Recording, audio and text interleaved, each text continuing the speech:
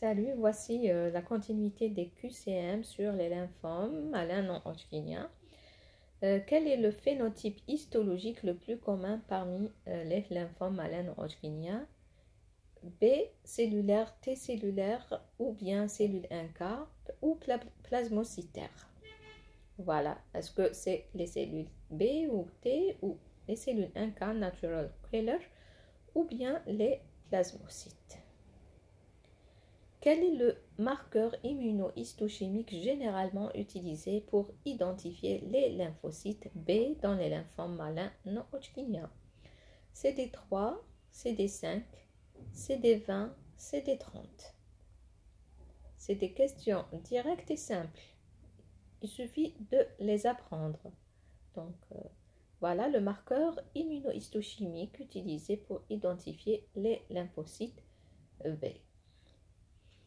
Troisièmement, quel phénotype histologique est caractéristique du lymphome de Burkitt? Donc, B cellulaire, T cellulaire, ou bien cellule NK, ou bien plasmocytaire. Voilà, donc les phénotypes histologiques, il faut les apprendre par cœur. Voilà, quel phénotype histologique qui caractérise le lymphome du Burkitt? Quatrièmement, quel marqueur est souvent exprimé par les lymphocytes T périphériques? CD20, CD3, CD30D ou CD15. Quel marqueur est souvent exprimé par les lymphocytes T périphériques? CD20, CD3, CD30, CD15.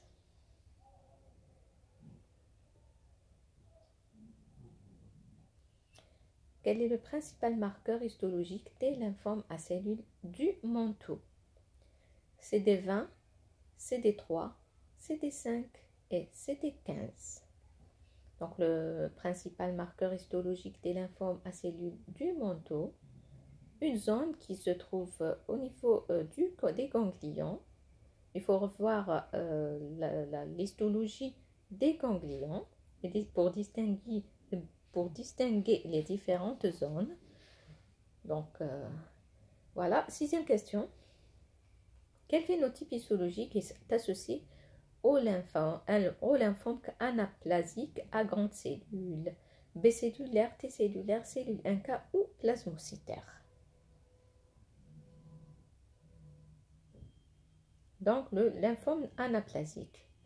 Quel est son phénotype histologique associé? Quel marqueur est souvent exprimé par les lymphomes de Hodgkin? Donc, CD20, CD3, CD15, CD30. Donc, il y aura un cours sur les lymphomes de Hodgkin prochainement. Donc, quel marqueur est souvent exprimé par les lymphomes de Hodgkin? Donc, CD20, CD3, CD15 ou CD30. Quel phénotype histologique est caractéristique du lymphome à cellules du manteau? B cellulaire, T cellulaire, cellule NK et plasmocytaire. Ce sont des QCM qui se répètent, on les trouve souvent. Donc ici, je vous ai rassemblé des QCM surtout basés sur le phénotype des lymphomes. Quel est le marqueur immunohistochimique utilisé pour confirmer la présence de cellules de Reed-Sternberg dans le lymphome de Hodgkin? CD20, CD15, CD30 et CD3.